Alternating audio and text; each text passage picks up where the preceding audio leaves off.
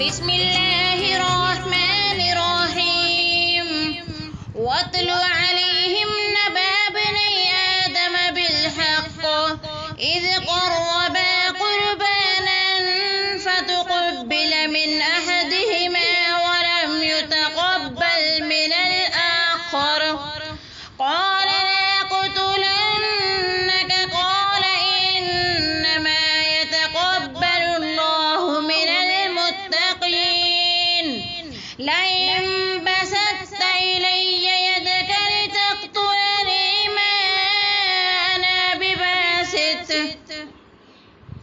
ما أنا بباسط يدي إليك لأقتلك إني أخاف الله رب العالمين إني أريد أن تبوء باسمي واسمك فتكون من أصحاب النار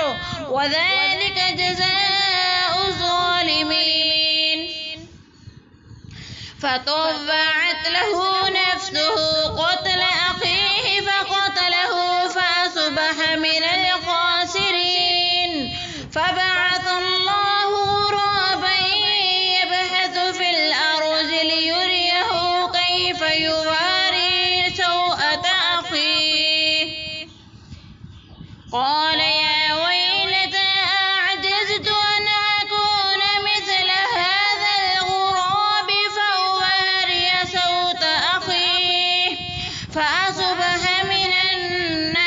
النادمين من أجل ذلك كتبنا على بني إسرائيل أنه من قتل نفسا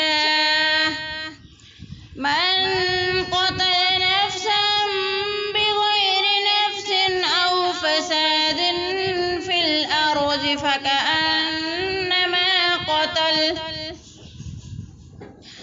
فكأنما قتل الناس جميعا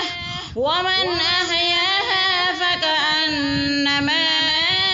أحيا الناس جميعا ولقد جاءتهم رسلنا بالبينات ثم إن كثيرا منهم بعد ذلك في الأرض لمسرفون إنما جزاء الذين يحاربون الله ورسوله ويسعون في الأرض فسادا أن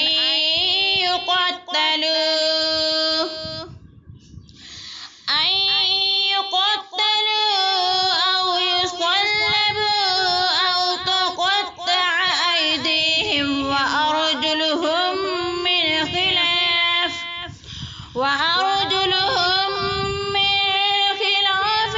أو ينفوا من الأرض ذلك لهم خزي في الدنيا ولهم في